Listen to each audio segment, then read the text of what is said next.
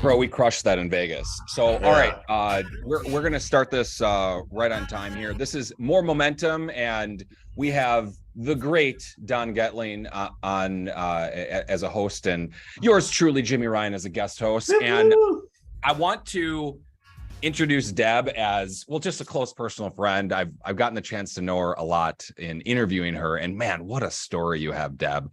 And we're going to talk, though, about social media, because I think we were talking about this a little bit when we scheduled this. Like, look, I want to provide value to our listeners, to our audience, and what's something that's totally in your lane, and that's social media. I mean, my goodness, you own a social media company, you're doing that. And there is we're just going to jump right into it. We have a graph that has been pushed out there, and I've been seeing it a lot. Sony, do you think you could show the graph? I know I sent it to you like probably less than 10 minutes. Sonia's fast. Well, okay. Well, as you get that going, it's a graph that basically says, where did you find your loan officer? And like, there's this huge chunk that's, from your real estate agent. Okay, cool. We got it up. 35% for real estate agent, 27% friend, family, 14% bank. And then all the way down, you find this little 3% from social media. So just to not have you guessing. Well, here, I totally disagree with this in the sense that maybe the stats are right. Maybe, you could put the numbers in a cool way that make this accurate. I just firmly disagree with the point of it. And I think the point of it is that, well, look, you should just focus 100% of your time, money, and effort on getting real estate agents into your, ecosystem, where I believe truly that it's more of an attraction game. It's more of a branding game. And also, what happens when you do get somebody on the phone? Do you think that they just go with you 100% of the time? Or maybe they're shopping around with a bunch of other people? I would argue that they're looking everybody up. And what do they see is the question mark. Do they see nothing, which I think is sadly the majority of loan officers? Or do they see something? And then the next thing is do they see something great? Do they see someone that's inspiring people, leading people, and really just providing value by example? So I want to talk about this with Deb, because you put together a reel about it, and I want to open it up to you. What do you think about this graph? What do you think about how it's leading loan officers? Boo. Yeah, well, first off, if you guys aren't following me on social, make sure you are, and I will warn you, my business handle, say for Instagram, I think that's where you saw it, Jimmy, is plug-and-play_SM. Now, my personal one, which is still public, it's kind of, I call it my art. It's my freedom of expression, where I say follow at your own risk, because I post things, whatever pop into my head. I may not do clay work or, paint, but I just share my thoughts. And for some, they like it, and for some, they don't. So, choose to follow if you want. But I did I think it was it yesterday or the day before? And my challenge with this, and really with any data, and I think this is a good lesson for all to really question the data that we see and start asking, like, when was this survey provided? How were the questions asked? Was it just a multiple choice question? Like, did it literally just give you options of real estate agent, family, friend, bank, online search, other? Because it can give skewed results. And, I own a social media marketing company, but that's only because I love and am fascinated with humans and human attention. And currently that is where the human attention is. And a lot to marketing is, psychology plus technology and a little bit of anthropology, to be perfectly honest. And a lot of marketing departments are these days just glorified tech companies, unfortunately. So when I see things like this, I'm like, first of all, the days of just one linear sales funnel just doesn't exist. Like, we are not logical beings, no matter how much we try to maybe say that we are, especially the men listening. No, not to stereotype, but sometimes women are skewed or viewed to be more emotional, but there's just not one single thing that would influence. Like, I don't choose my favorite restaurant. I'll just say this.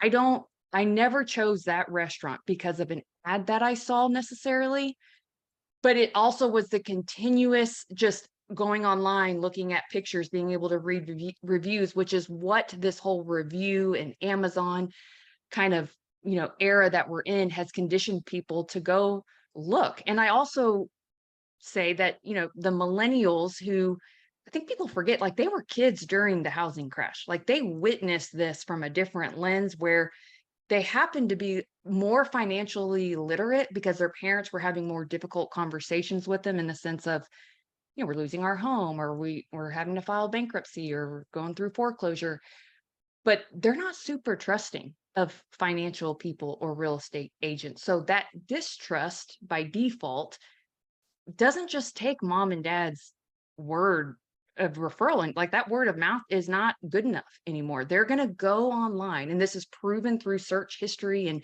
the social search these days, which have really increased, especially on TikTok. And I know there's people who either love or hate TikTok, but they're going on there. And you better believe they're not just, you think they're just going to call you because, oh, my agent said to you, you don't think they're going to spot check? Like, would you guys do that? Like, look at your own natural behaviors. You go and you try to search, and what do? We scroll for a couple feet and we judge, and we look and we say either that moment of influence of, do I feel safe, and is this person going to protect my interest? Based off what I see on their feed when I scroll for a couple feet, that moment that causes them to then take action, to then contact you, is a behavioral metric that cannot be quantified. And so in my video, this is what I had said, this is where CMOs and CFOs butt heads, because data isn't always right. 7 times 1 is not the same as 1 times 7. I can sell 100%. 7 things one time, where I can sell 1 thing 7 times. And so, to be real, you can make shit look good, and good things can look like shit depending on how you frame it in the context. And that was my example of my steak and lobster meal. If I served it to you on a trash can lid versus a silver platter, which one on an Excel spreadsheet would get the better results of being the better steak and lobster meal? The one that was delivered on the silver platter. But is that real? Maybe not. Maybe the best cooked steak and lobster was actually the one on the trash can lid. So I think, one lesson to that is there's not one single thing usually anymore, because of just all the different mediums that influence us to take action in different ways. In fact, there's 4 factors that cause us to make certain, and I can go into that if you want, Jimmy. Well, let's do this. I just got a reminder from Sonia. Thank you. I didn't really do a good job of introing and edifying you. My goodness. But I also, Deb, I feel like everybody knows. I love that you're just diving in, Jimmy. You're like, let's go. Well, and I'm right there with you. I'm like, come on. I know you're on my level with it. So we're right into it. So look, I want to intro Deb, I guess, a little bit better. Deb is, I would say, a mortgage celebrity. I feel like everybody knows who Deb is. She's a leader in the mortgage coach community. You're putting out content every day and doing it at a high level. Your sister is the mortgage nerd, twin sister. And I'm much younger by 12 minutes. So I do feel like I should say, because sometimes I have people that don't realize we're 2 different people. Like, remember when we went to the Modern Mortgage Summit and Amir was like, I just thought you were everywhere. I'm like, dude, we're 2 different people. Look, I can tell the difference. Glasses, no glasses, Yeah. But the thing is that, Deb, you have a ton of experience in the mortgage industry. You were a loan officer. You've worked with your sister too, and there's not many people that are super successul. You're both super successful, but just talking about your sister, I mean, what, a $400 million producer? I think more than that. And I would like to take all the credit for that too. But yeah, I mean, yeah, you go to closings and like, is that Deb, or is that? Fun fact, in 2013, when she recruited me into the business, one, she hates public speaking. So Don, I know you like have been honest to come speak, and she gets petrified. Like, I mean, nauseous. You would not ever guess that from social, but she's an introvert, and we are polar opposites in that sense. I'm like, where's the light? We went ahead and committed then, because you're on the Momentum Builder side. Yes. Already. Yes. Oh, I know. I know she's already probably getting sick about it, but that she'll was like how we're doing something it this year though, Deb, because you guys just get to give bullet points. They're more like TED Talks. Sweet. And we're sandwiching in between. Troy, don't feel bad if don't feel bad if you didn't know Deb. I mean, Deb, we're like we're I don't want to call us famous in our own little, like, it's like a tiny little group of people that like know us, you know what I mean? Yeah. But like, for instance, like if you talk about Barry Habib or Dave Savage to a group of people that aren't in mortgage, they're not going to know who the heck that is. And, but you should definitely, Troy, follow Deb. There's just like, yeah, you give a lot of free value, which is why I think that you do social media well. And there's a lot of different ways that I could take the steak and lobster on a trash can or on a silver platter. And the first thing I actually thought about it was which picture would get more likes. And actually, gosh, now that I'm thinking about it even deeper, it'd probably be the trash can one. But like in a stereotypical way, you know, you'd like what looks more appealing? Well, that's going to get more likes, comments, and shares. But what makes an impact? What actually drives somebody to work with you? And that's what we're trying to do. We're trying to get somebody to land on our page and see, oh, this dude's legit. This chick's legit. I see someone that, wow, maybe I relate to them in some way. Yeah, my kid turned on the bathtub and left it on all night. And all of a sudden there's something really, really stupid that makes someone go with you. And this is a quote, I've said this for a long time, is that people will either work with you or not, for the stupidest of reasons. For instance, I went to a party a decade ago with a guy, talked to him for 10 minutes. We followed each other on social. He called me up for a loan 10 years later. No reason. Like, I don't deserve that. You know what I mean? Like, I talked to him for 10 minutes 10 years ago. But that's just what I mean. People will go with you or not for the stupidest of reasons. If they go and Google you and they don't find anybody, you're not on the first page. If they go on Facebook and they try to find you and they don't see you, but somebody maybe not as experienced, has less volume, maybe doesn't even do social media well, but they just do it. Who are they going to go with? I want the legitimate person. I want the person that is out there, not the person that I can't find. It's a big question mark to me. Well, they need to validate nowadays, right, Deb? I mean, that's what they'll do. Just like you go to a restaurant. It's really, I mean, how many of you, you know, let us know in the chat, how many of you actually go to a new town, look up restaurants and don't look at reviews? Of course you look at reviews. Of course you look up to validate whether that restaurant is good, not just the picture of the steak and lobster, as we're talking about, but actually what is the experience you're going to get. And that's what's important. You know, Roland Cochran talks about it a ton in his coaching, that if you don't have a personal brand, then how are they going to choose you? You have to have something that tells them more about you. And I know social media, it was 3% on the graphic, but I know a lot of our team, and I'm glad we're on the call with you, Deborah, because we need to do this better socially. But there's one of our guys, he's a really good golfer. He golfs at our country club all the time. Everybody knows and loves him. Believe it or not, nobody knew he was in the loan business until he started doing social media, talking about how he helps borrowers and helps his clients out. And then all of a sudden they're like, shit, Tony, he might be on the call. Tony, you do loans? And his business blew up for the next couple months because they didn't know. It was freaking awesome. Well, and it's so funny because I feel like sometimes the longer you've been in the business, I almost feel like it's harder for those individuals to either create content because they will overthink it. And they'll think, oh, but if I say this, I have to say this because it bleeds into this. And I'm like, whoa, you got to we're talking, you've got a 3-second hook point, and every 3 seconds you're re-auditioning for attention. So don't go off in these tangents. Like people are, you know, they need micro segments of just little playlists where you can binge watch, right? But I almost feel like it's one, if you're on this call, you're listening, and no, it's okay. Sometimes I have clients that are boomers, and I feel like they need almost that validation that, look, you were not raised with an iPad in your hand. Like social media did not exist until you were later in your career. So it is okay if you want to tell me that you're like, I don't know why anyone would want to see me post a picture of what I ate last night. Like, why do people post stuff like that? And I hear them talk about this and just the friction of learning how to use it because they didn't really have it woven in their world until much later. And then you take Gen X, and Gen X, that was the demographic where divorce rates were starting to increase. So there was, you know, split households, but you had sitcoms like 90210 and so they hold the most amount of leadership positions, but they're also social beings where they're like, hey, let's all come over, let's have a party, let's go to dinner. Like they were younger in their career when social media came about, but it still wasn't as, they prefer kind of being in groups. And so when you talked about, Dawn, the validation with millennials, people don't realize, and I feel like I'm allowed to say this since I'm a very old millennial, I just barely made it.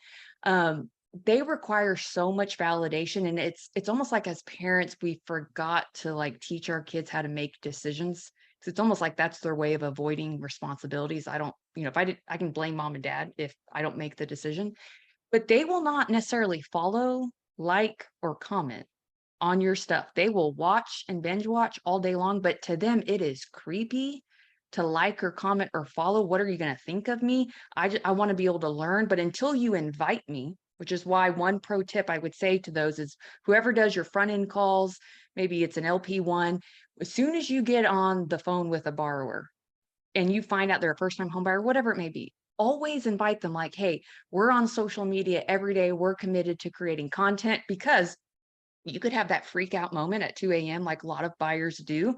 And chances are we've probably answered that question. So go ahead, pick your poison, whichever platform you like best. Make sure you follow. You can even subscribe so you get the notification bell. But we want to make sure that you're getting, up to date, top of mind education live time. And we know that sometimes the best way to reach you is through social. So just planting that seed and inviting them, one also will help that later through the process, when you're creating those gram-worthy moments, inviting them to tag you.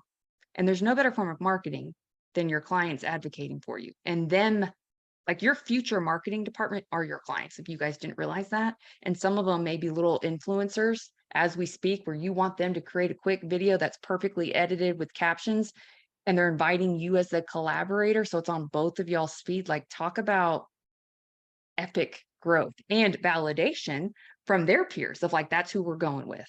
So put that strategy in the toolbox. If you are someone who believes in education and you value relationships, which I would think anyone who's on this call does, then why wouldn't you use the one medium that most people spend their time and attention on? If you truly care, and there's no judgment from my end, if you really care about helping people finance homes smarter or make better financial decisions, then don't make it about you, which is what we often do. I don't like the way I look. I don't like the way I sound. Is this going to sound stupid? That is ego. So put that sticky note on your monitor, write out the word ego, put a big X over E, and just freaking go and serve, because your people need your message. Even if it's just one person, they need help. So share it and make it about them, not about you. I love that. And I love your statement about just don't worry about how you look or what you do. I always tease, because Gina and I have been doing, radio and all this stuff for a while, and we've made our mistakes, and we do. We're the king of bloopers. And we just learn, when people say, I'm worried about how I look, or I look heavy, or whatever it is. I just tell everybody, bottom line is just, that's how you look. That's just how you look. You're not changing when you're all of a sudden on a Zoom call or you're on a video. That's just how you look, and that's how they see you. So you might as well just go with it and be that person.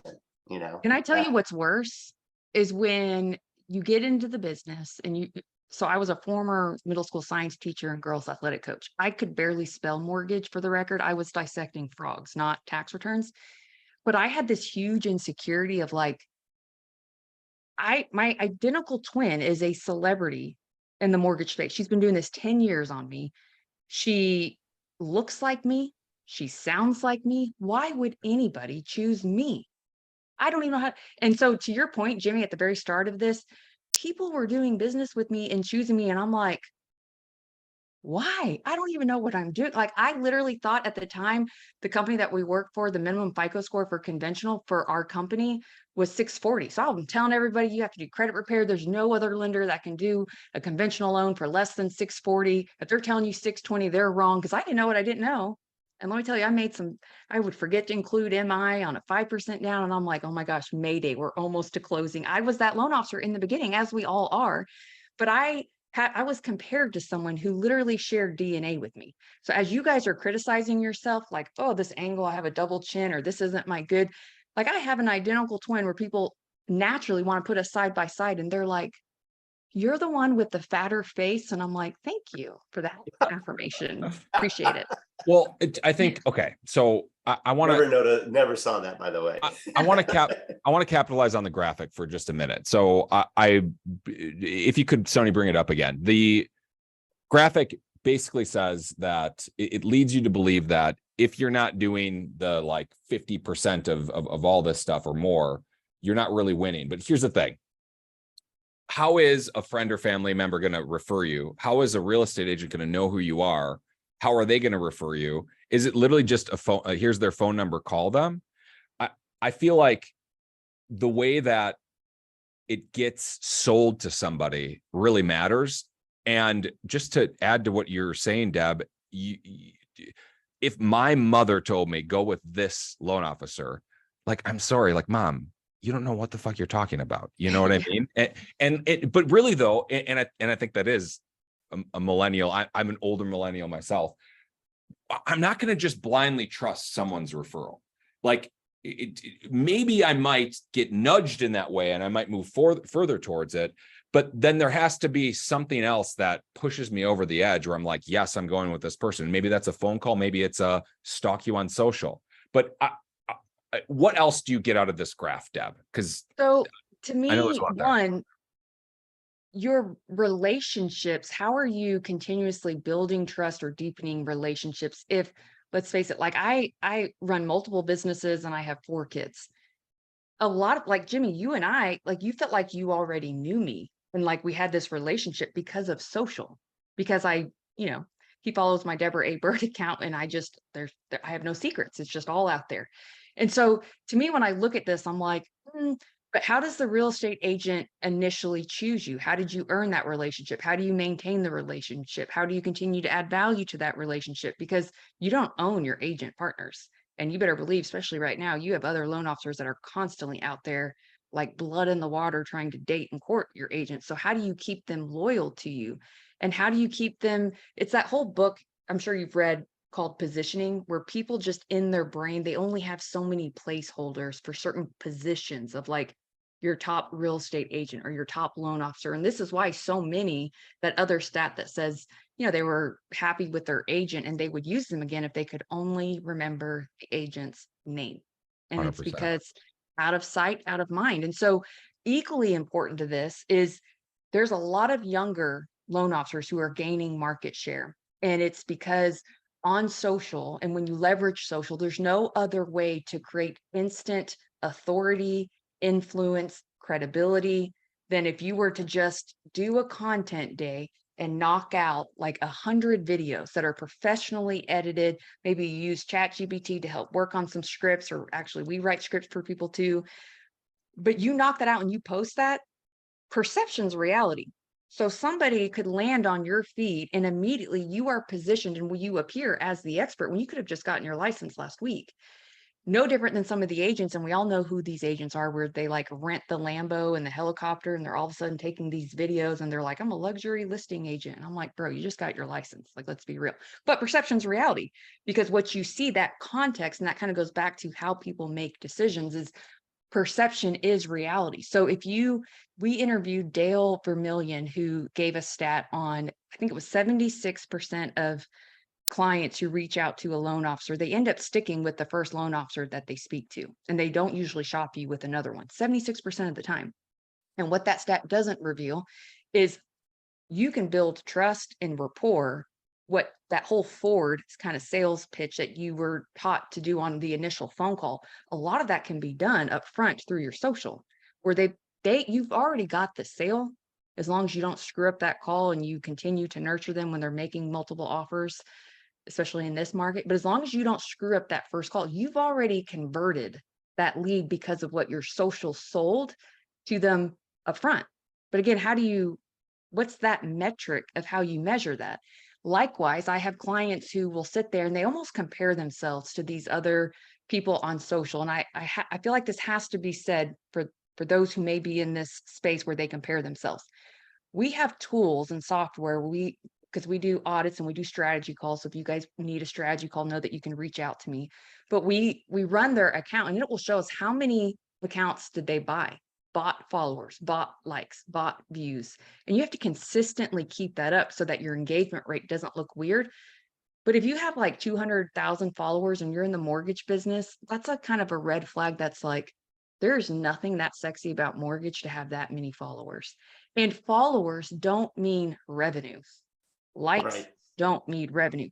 I don't need a bunch of dudes in a different country who speak a different language, who don't have, American dollars to follow me. And when I'm only targeting modern mortgage professionals who actually care about the advice they give, those are the only types of loan officers on my account that we target.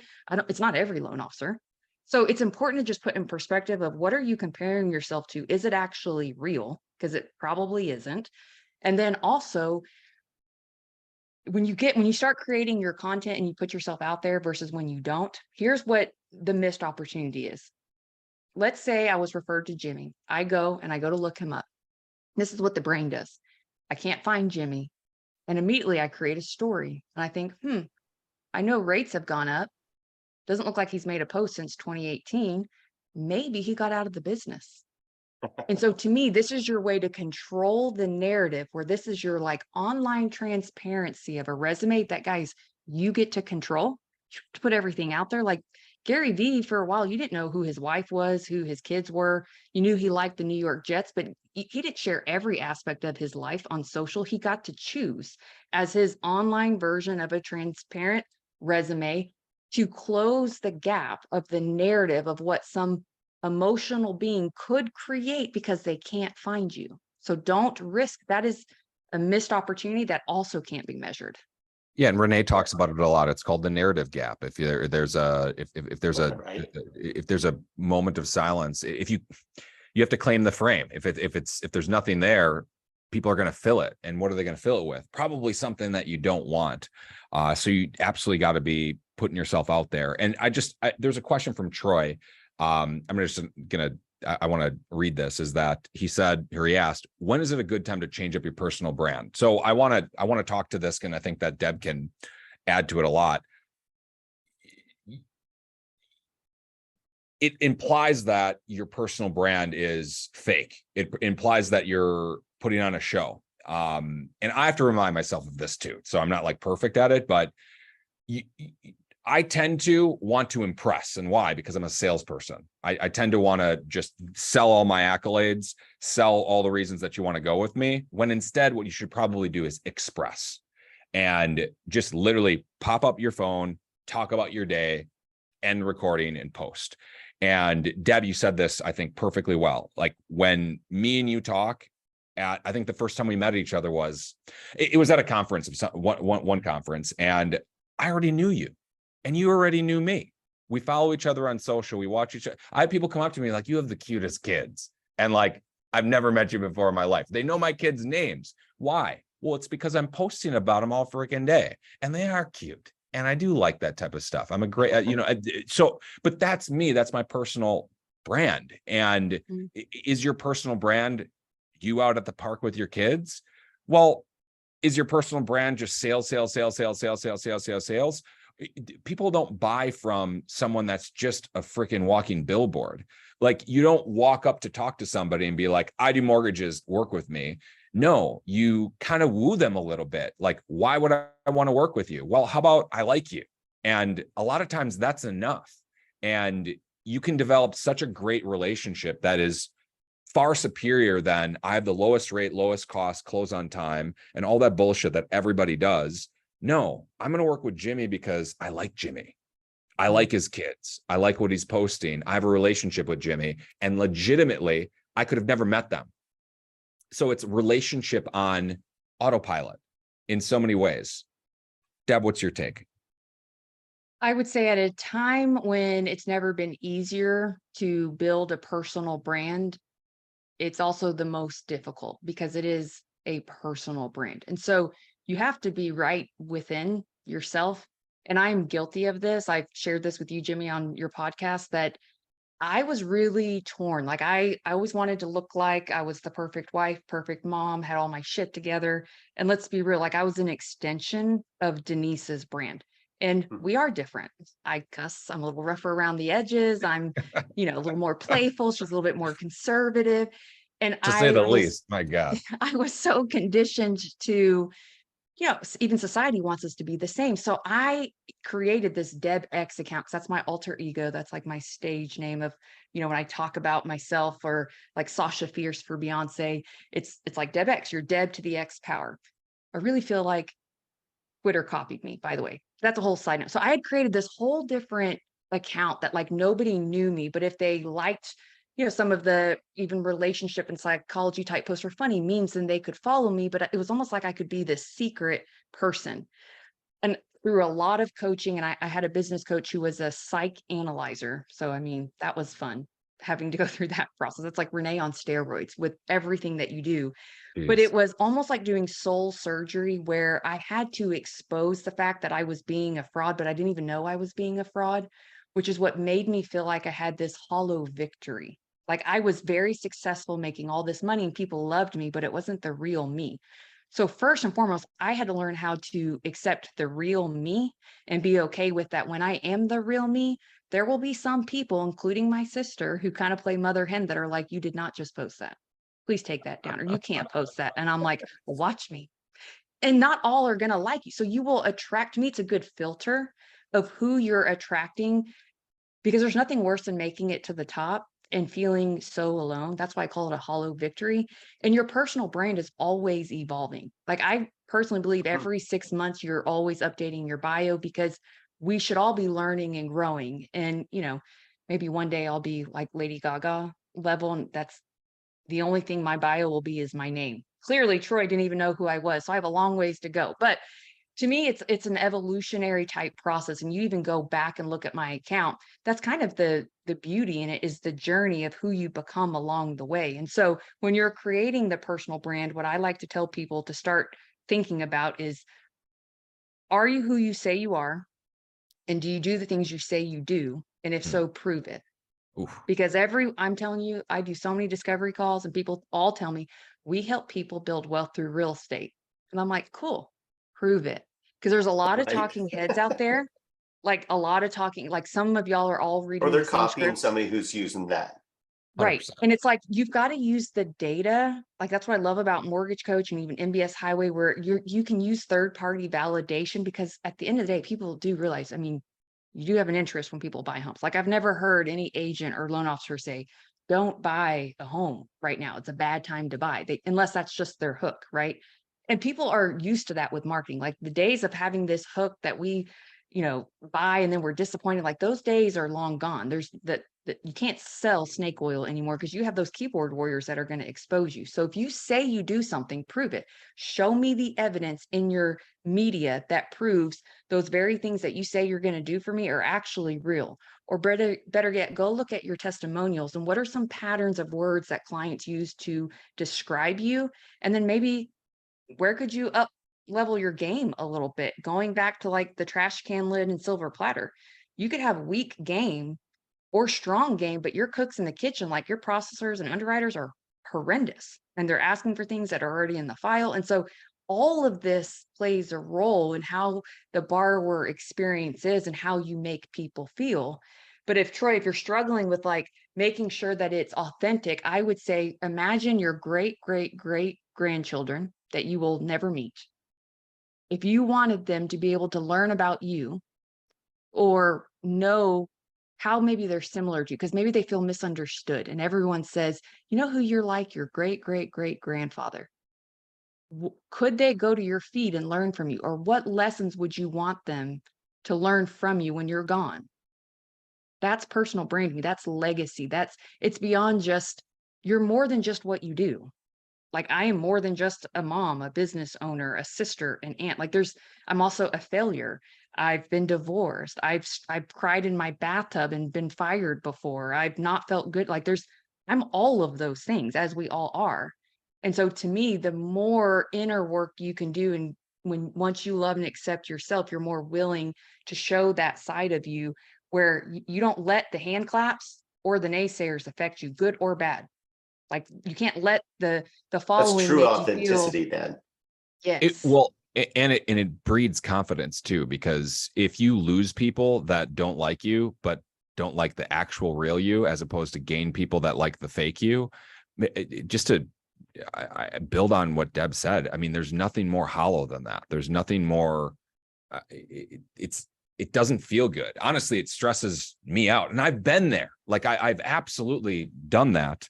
And I love that. What if your great grandkids go and see you and look at your what would they see? What would they see? And do they see the authentic, real, like, look, I have, I, like you say, I've been the salesman.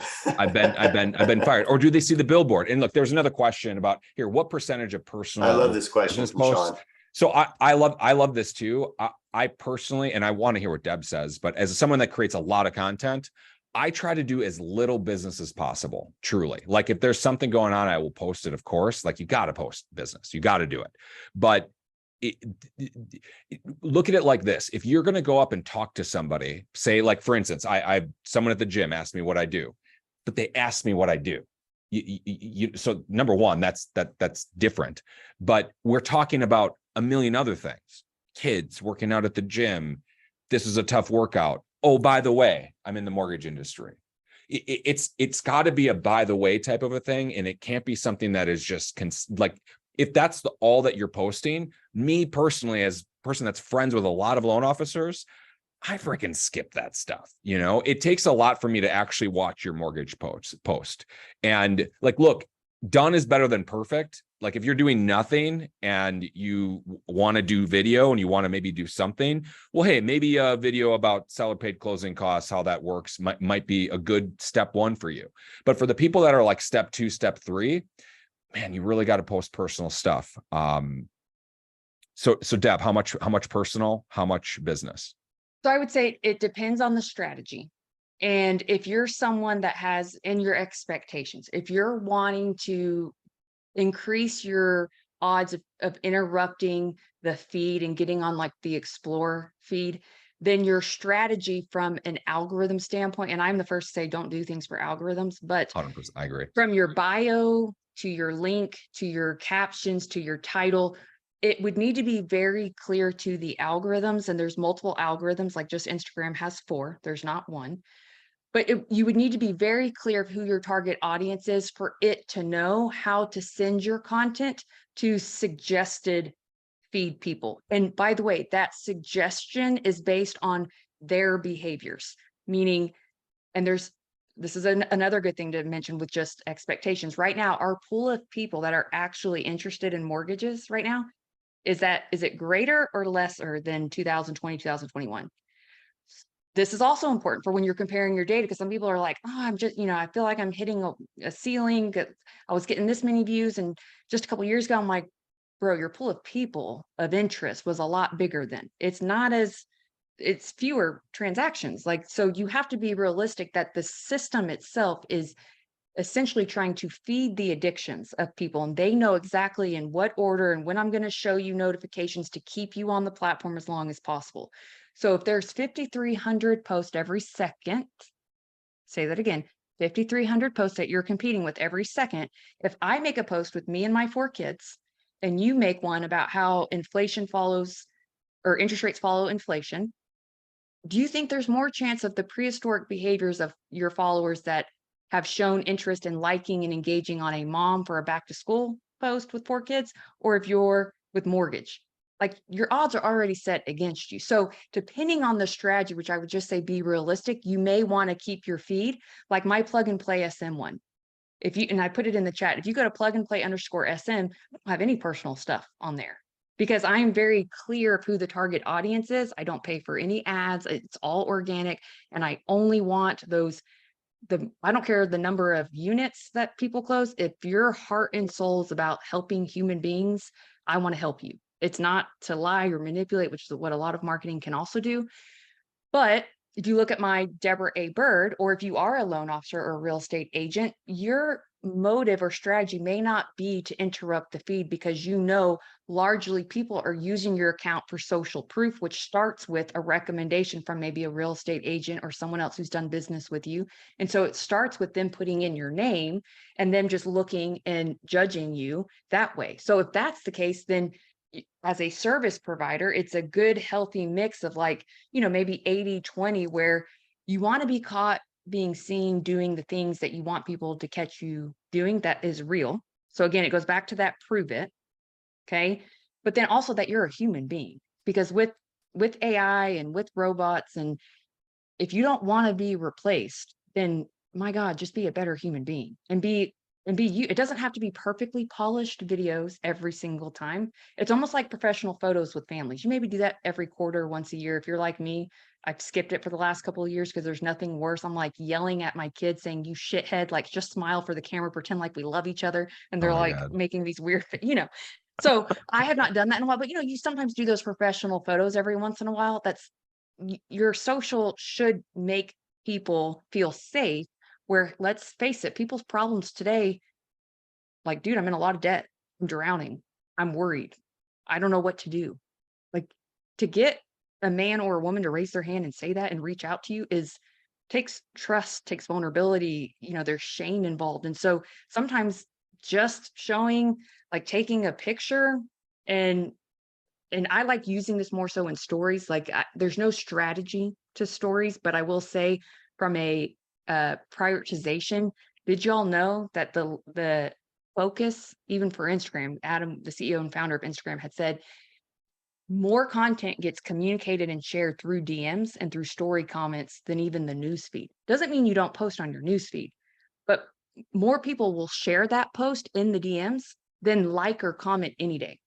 That is the new viral way of getting content and referrals out, is through the communication channels that these mediums provide. I think that that's great advice. And I think that that's something that to talk to somebody that's in Gen Z, here's what they do. They don't scroll up and down. They scroll left to right. And I think that that's something to focus on for the Gen X crowd or older, is that if you're not posting to your stories, I would say you're missing out on over half of social media. I think that stories is really where it's at. And that's where people see pictures of my kids. Cause I'm not going to, I like to make my story, you know what I mean? And, but that's where the real connection is happening. And okay, I want to shift a little bit. I want to talk about likes, comments, shares, and views. So, Deb, I posted something. I got 5 views. What the fuck? I give up. Weak ass. No, you need to start doing cold plunge. No, I would say that, and this is a very valid thing. And I want to put an exclamation point around the fact that a lot of you out there are doing all the right things. You are. You just haven't given yourself enough time. But also to that point, if you're someone that's like, I only got 3 likes and I only got 2 new followers this week. My question is always, how many likes did you give out? How many new accounts did you choose to proactively follow?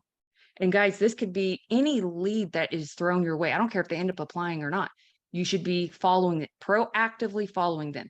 Any listing agent on any offer you submit, that is an opportunity to audition for every single, regardless if it's accepted. Every listing agent on contract, title reps, you should proactively be following new accounts, say 20 a day.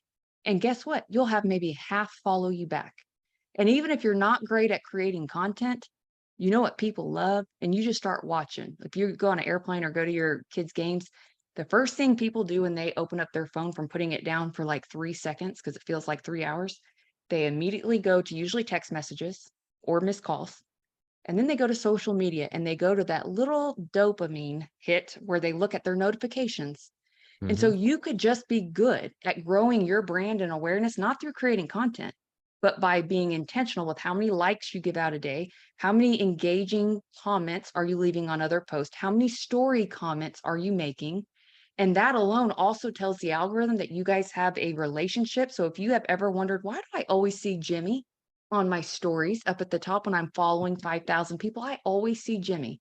It's because the system is showing you people that they think you have a relationship with. Well, how do they know that? It's who you comment and DM with. So get good at showing up in the notifications, because that's brand recognition. It's like, dude, that Don is everywhere. I see he is such a fan of mine. Like he become your fan's biggest fan first. And so I love time that. block. That's good stuff Really, right there. I created a plug and play SM edition Win by Noon planner with Todd Bookspan, where we literally, excuse my hodgepodge of a mess right now, but I have these daily non-negotiables where you are prospecting with the purpose, leveraging social, and you're starting with who are new accounts I can follow. And then I'm doing 20 comments, 20 likes, 20 DMs. For our influencer clients, we do this for them, and we set up, in case you guys didn't know, you can set up what's called a favorite speed. So I would be putting like your top critical relationships in your favorites feed, and nobody knows that they're in your favorites, by the way. And so that way you can change your view. And for most men on here in your morning poo session, and I did just say that, but you could literally change your view to favorites, and you could get all of your likes and comments for the day done by being intentional with your time and not distracted. Because truth be told, I do this a lot of times where we go through and we look at where you spend your time using your phone, and we won't do this now because but if you go to your battery settings and just look at the chart of like the last 10 days, usually the average American is on their phone, active screen time for 8 hours a day. Now I would say about 3.5 hours of that is social, but in the top 3 apps of percentage used is social media. And these are people that tell me I don't have time for social. And I'm like, well, that's weird. Because when we look at where your time is going, so you're a consumer and you're letting social use you instead of you using it as a tool to connect and build relationships. I 100% agree. And just really quick to our audience today, I just want to say we have about 10 minutes left. If you have a question, if you want to just pop it in, and someone asked, where are we going to post the, we'll get the post out. Where are we going to put the post, Sonia? Where are we going to put the post with the graphic? I'll let her get back to me about that. But if you have a question, put it in the comments. We want to make sure that we answer it. Deb is, I mean, I can keep on edifying you. My goodness. I mean, if you've been listening to any of this, you know that she's an expert. But I have a question for Deb real quick, because we mentioned that, I loved your idea about, being the authority figure, the one that is authentic, the one who's educating and so forth, so that they get to know you and know that you know your stuff. You're backing it up. You can't just copy a Ryan Grant and say you build wealth through real estate. Sorry, I know who that is, and he does a great job of it, but he backs it up. He has a whole plan around that. So you have to have your authentic self. So let's just say some of my loan officers, a lot of them are on this call. Good for you guys. Love you. Very smart. They go on these calls every week. But let's just say they go into the room, like you said, and they're going to pop out. I know hundreds a lot. Let's just say they do 10 even. Where should they put them? Should they put them in their own YouTube channel? Or where should they put those so that others can find them? Or so they can refer people, hey, check out my site. I have some great videos on this. And it should be like at least a market update weekly, where people can find out what's going on with the market, because right now everybody's saying it's a bad time to buy or sell, and you could be the contrarian saying it's actually a wonderful time, and here's why, that type of thing. So my response to that is you need to be everywhere every day, even if you're not everywhere every day. And I built a social media scheduling tool. Thankfully, I have some really good friends in the tech space. And selfishly, it was for our company internally first, where I used to have to use like several different logins to like Later or Hootsuite, because none of them could integrate with all of the platforms. But basically, and now it's available to the general public. It's $99 a month. It's definitely worth it. But what you do is it has artificial intelligence to read the content type, meaning is it a short form video? Does it have a long caption, short caption? Is it a single post, a carousel post? And it has machine learning to read your insights and analytics in addition to the content type. And it'll auto post for you on every platform based off when your audience is most active. And so that tool in itself, like a lot of people will pay for people to do that for them. And I'm like, and they're not even, you're going through all this effort to create content and you're either not posting it everywhere, which I'm like, do you know how much time and energy and effort sometimes creating the idea for the video, recording the video, editing the video, posting, like to not repurpose it everywhere, you're losing out on visibility and opportunity. So use tools to work smarter for you, and you can pre-plan a lot of your content by leveraging AI. Our tool also integrates with Chat GPT, which is what a lot of people, that it was the buzzword, because that's how they write their captions.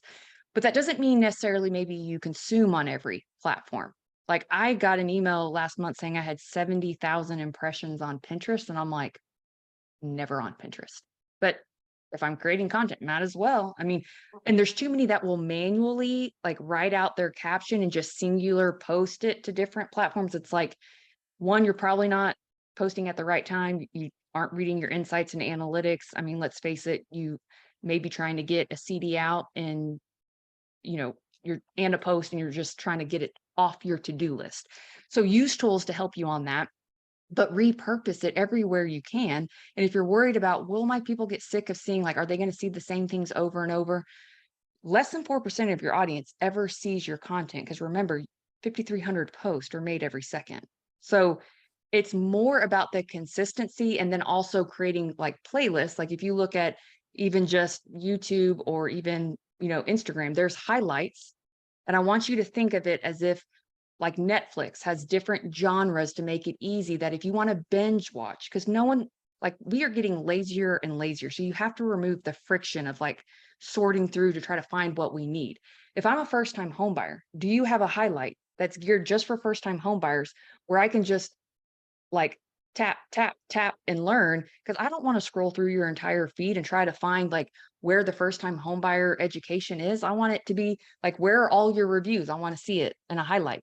Where are all of your, move up scenarios or terminology, or basically the old school landing page of a website, the little hamburger, like all the different landing pages are now just highlights, where you're compartmentalizing and creating genres or playlists to make it really easy for point, click, and get information with the least amount of friction possible.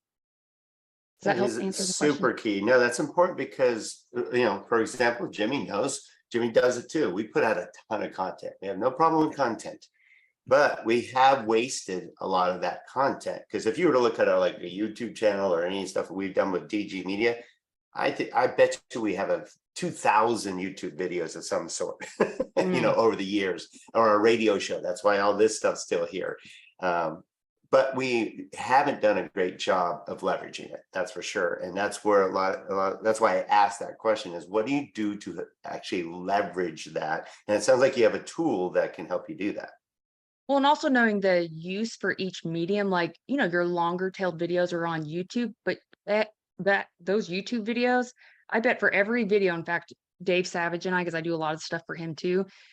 I mean, that guy makes so much content that I'm like, we can't even keep up making all the micro nuggets of every interview. But all of those have little micro clips that then you're just encouraging people to watch the full interview on YouTube. And every description in YouTube should also cross pollinate with all your other platforms, so that you're consistently getting in front of everyone on the mediums that they could be on, which, let's face it, this is the best piece of real estate to be on in today's modern day, is the phone. And I'd go even deeper with it, Deb. I would say that, look, who cares if somebody didn't watch your whole hour-long show? But they saw the little snippet that you did and you posted it on TikTok, or they didn't even watch it, but they just saw you.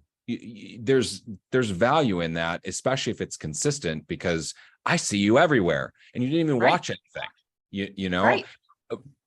But like, yeah, Don, you could have 1,000 reels from all of your content. And like, I do an hour long. You have a bunch of bars. oh, I know. And literally that's from how many speakers were at Momentum Builder last year, 5-minute interviews. And you even told me, like, Jimmy, you're posting too much. Like, and you want to know what? But I had content to get out and I wanted to do it. I probably did the opposite of what I said earlier. Like, hey, be like a little bit of business and more personal. I was like 95% business. You had so much content from but I had so just much. So you guys know, Jimmy is a master of content. He has his own biz. That's why he's on this. He's a good friend of ours. We didn't get to tee you up at all, Jimmy. You just dove right in, which is great. But he's a good friend, and he has, tell them a little bit about what you do, so that they understand why you're on this and why momentum builder, why you know a Deborah Byrd, and why it's Mhm. important for everybody to follow you and be involved in these communities so you learn more. Like a Deborah's giving you pearls of wisdom that helps her sister and Shayla Gifford and rock stars. I mean, we're talking the best, Dave Savages and so forth. These are the people you need to be aligned with so you don't waste your time and differentiate yourself, because there's a lot of noise out there. And Deborah, you do a great job of helping with that, avoiding the noise and being relevant and Thank you. authentic. That was a key word that I heard in this. Mhm. Somebody mentioned, and I'm going to get your opinion so we don't miss it, because we had a good question. We only have like 4 or 5 minutes left, but one of them was, should I, and I know what my answer would be, but I'm curious to get it from an expert. Should I mention my political views? My answer, I I'll just mean, go ahead, Deb. I was gonna say there's people who do that for the engagement, like to post controversial things just to get people rallied up and commenting. And so to me, I'm always looking at motive. I try not to ever look at the what, but the why behind the behavior, because I think a lot of times we can label things a certain way. But if your motive is pure and if you're leading with sharing truth, and that may be your truth, which just know may not be the truth, but it may be true to you. There's very few, I feel like that word gets thrown around too much because there's very few absolute truths. A lot of them are beliefs, but you have to know you will attract and repel those. And as long as you're okay with that, then like you do you. But you have to know there's consequences to every action. Just like if you don't post those things, you could feel like you're suffocating your truer self. And if your whole motive is to share the things that you've learned and what you believe to be true, and that motive is pure, and you're not trying to force or manipulate or control thoughts, then that's where you can never take offense to things. Like I could never give that power away. People could, like Jimmy has interviewed someone who doesn't like me. She's made it very known she doesn't like me. We have never talked. We've never met. And she's entitled to her truth, doesn't make it true, but it's very true to her.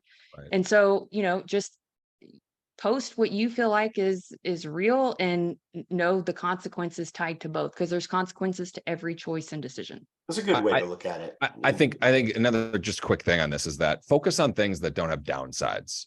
There's so much that you can do that is only upside, only upside, only upside. And if that's your business, you're going to experience only upside. But if you're going to post something, I like Trump or I like Biden or whatever, you're going to lose half your audience. And I would argue that's what Troy said on the I post. close loans for Republicans and Democrats. And do you? That's the question. Do you? If the answer is yes, then I wouldn't eliminate, because if somebody is stalking you and looking at your posts, okay, what's their political views? They're not saying, let me find some way that I can like use this person. It's let me find something that I could not use this person is the better way to look at it. Don't do things that are going to be a downside. And politics is just something I would stay away from personally. I don't post anything about it but I also I don't watch the news. I'm more about the character and the souls of human beings. And I told Jimmy this, I love broken people that just need hope and need a path and need a guide, probably because I've been so broken in my own life and took every wrong turn that like we can relate in a lot of ways. And so, I care about the soul of the individual. And that's why it's also easy for me to create content. And when people look at Shayla or Denise or Dan Keller, and they're like, gosh, they come across like it's so easy. And I'm like, well, it's not a chore for them, because they have taken the action of posting. They have aligned it with their bigger purpose in life. So it's not a chore. It's filling and it's fueling, because even if it's just one person that sends them a DM, and they may not get the loan, but they may have chosen a loan officer that, showed them the same TCA regard, whatever it is, it's aligning with your bigger purpose. And as soon as you connect that dot of how does me being on social align with my business purpose and my personal purpose, then the easier it is. You just have to usually create a workflow. Like, so that's why you and Jimmy are both on this call, by the way, right? We are both like have you guys give, you guys care, you're authentic, you're real, you want to help others. And that's what the whole momentum builder thing is. I've been humbled so many times. So now it's just giving and putting together great people like you, Deborah. And I'm so happy you and your sister chose to be speakers, because we need to hear your message, and our industry needs you guys to do better, to perform better, to have options. And together, that's what Momentum is really about, is this community of helping each other. So you're not alone out there wondering, what should I be doing? Or how is somebody doing it? Or how are they successful? I'm not. Together, we'll figure this out with great souls like you and Jimmy. Just really appreciate you two being part of Momentum and the community. About time we got you part of it, Deborah. Yes. I want to close on this, is that if you're struggling to figure out ways how to be authentic and real, and you're worried about what type of, content is too much or too little or whatever, what I would encourage you to do is look back into your childhood, look back at times when you either were, Renee says this a lot, is that what are you trying to heal and what are you trying to honor about your past? And if you can fill in those dots, I think you're going to come up with something that's really moving and something that has a chance to actually inspire somebody. And it'd be the type of thing that if you scroll across it and you see, wow, this person just said that, like, I'm kind of getting chills just saying this. That's where real connection is going to happen. It's not going to be in a flashy sales presentation. It's going to be when you're authentic, vulnerable, saying, this is what really hurt me. This is how I feel about it. And this is why I do what I do. That's the type of thing that's going to get somebody to go with you, and for the right reason. Imagine people go with you because of that. Exactly. You kind of answered Sean's question right there, Jimmy. I didn't even see it. Yeah, but he's basically, he asked, he is like, I'm a social butterfly, which he is. This is my golf partner, and he's a stud and works with us on our team. But he said, I'm a social butterfly, but I'm terrified about starting video content of myself. How to get over that? I mean, first off, I've been doing videos since 2012. So it's over 10 years. So like, you got to just get over the fact. Okay. Well, here, your first videos are going to suck. So just get over it. My first podcast sucked. It was terrible. I had to have a couple cocktails before I had it. Liquid courage always helps. But the thing is, have shots at our now I could say, because we don't have a radio show, but we had shots for some of our guests. but here's the thing: if you would have told me that, okay, I'm getting ready to release episode 100 and it's with Todd Duncan, and and my road to get there, I wouldn't have believed you. I also would have given up, because it was way too hard, and I also made it way too hard. I chose the wrong paths. I made a lot of failures, but that's what it's all about. If you're going to post content and maybe it sucks, listen, first off, everybody has a fair amount of bad content in them. You just got to get it out. And I'm really real about that. People want to see progression. They want to see you grow, and you got to get it out there. If you record it, get it out, record it, get it out. And eventually it's just natural. It just flows. And to go deeper with it, it's just like your why doesn't need to be said. You just know, because you're watching the content, you're feeling it. And if you can do that and you get somebody from it, man, that's not a hollow victory. That's living life on purpose. That's your personal brand as your person, not the person that you make out to be. That's getting it done, brother. Well, and it builds momentum. I mean, all those little activities over time allows you to build momentum, and it should be a slow progression. And what I love about Momentum Builder, and even the fact that you're having Denise and I on stage together, just reveals the fact that there isn't just one way. And even two who share the exact same DNA and grew up the exact same way, same environment, same education, we are two very different people. Not one is better or worse or good or bad. It's just different, and that's okay. So if you're struggling with your confidence on video, I would first say, what is the fear? Where is it coming from? Because a lot of times we will say and regurgitate what others say, not even knowing if it's real or not. Like maybe it's just fear of equipment not working, not knowing the know-hows, not do I get a fancy camera or not? Can I use my iPhone? So it's like, let's break down what you're really fearful of and see if that's even real, or is that just a story you've sold yourself? And then let's work on the reps that it requires to then build the momentum to where you become, scared to confident, to where it's just a part of your normal day where you're being the content, not and I learned this from Bradley at Momentum Builder, not having to create content because you're just documenting what you That's a good way do. to put it. And a good, when your motive is pure, it's not, oh, I'm going to have to create, like, then we make it bigger than what it is in our head. It's just being the content. And maybe it's you showing your screen saying, you know what, I took 5 extra minutes on this loan app because I noticed they were in second tier pricing because of their credit score, but due to their credit card balances, there was just a little bit of, magic work we could do with shifting balances that with a quick credit rescore, we can now get you into first tier pricing, which, shoot, that gives you a 7% rate instead of 8, just kidding, but kind of. Right. And that saves you this amount over the life of the loan. And it was just me taking 5 more minutes. And it's something you could be showing your screen, not even your face, that positions you as the strategist who goes the extra mile because you care. And it again proves that you are who you say you are and that you will do what you say you'll do before, during, and after the loan process. Because a lot of us are great at saying, oh, don't worry, we'll help you, manage the largest debt that we just helped you create. We'll stay in touch every year afterwards. And you don't. And you know that about yourself and you feel a little bit like a fraud. And you should.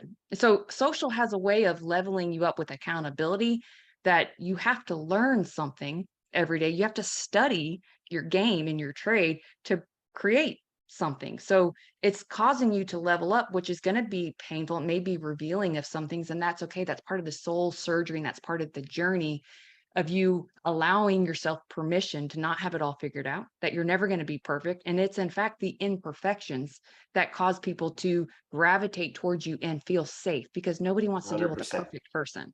That's the last thing All right. I'll leave on that is the one thing I've learned after doing like thousands now of interviews and videos and so forth is the best ones are not scripted. I'm a perfectionist and I like preparing, and I used to script everything else, used to drive Gino nuts. And I later learned that unscripted, but knowing your content and practicing it is way more authentic and real and better than scripted. Scripted, you can tell it's scripted. You can tell somebody's reading a script and it comes out very unauthentic. So Don, don't script, just know your we're content. 8 minutes. We're 8 minutes over, brother. We can. So Deb and I did an hour 30 podcast, so I know that we can all be long-winded. So look. I think there's so much value in this a little over an hour call that we did. So I want to let's wrap us up. I will be. I guess I'm hosting. You're back on 824. Gino and I are both out. You're going to be our main host on 824. Next week, we got the guy who's going to hit you right between the eyes, Mr. Steve Sims. He's going to be a fun time next week. Actually, it's next week, not 824. Sonia, that's going to be corrected. But next week is Steve Sims. And then after that, the great Jimmy Ryan will be hosting for us while Gino and I are out. And Deborah, thank you so much for being part of our community, being on our call. We're going to get your sister on here next. And, maybe it won't be. Maybe we should do the side by side. But you did a great job today. Thank you for sharing what we all need to know better about, because we know it's an integral part. I don't care about the 3%. It's BS. We know better. Everybody now validates and checks you out. So you might as well have a presence and control the narrative. Right, Jimmy? Yes. Control the narrative. 100%. Control it. Fill the gap. All right. Thanks, Jimmy, for co-hosting. Love you, buddy. And too, we'll see you back on the show. And thank you, everyone, for being part of More Momentum. We'll be here next week. See ya.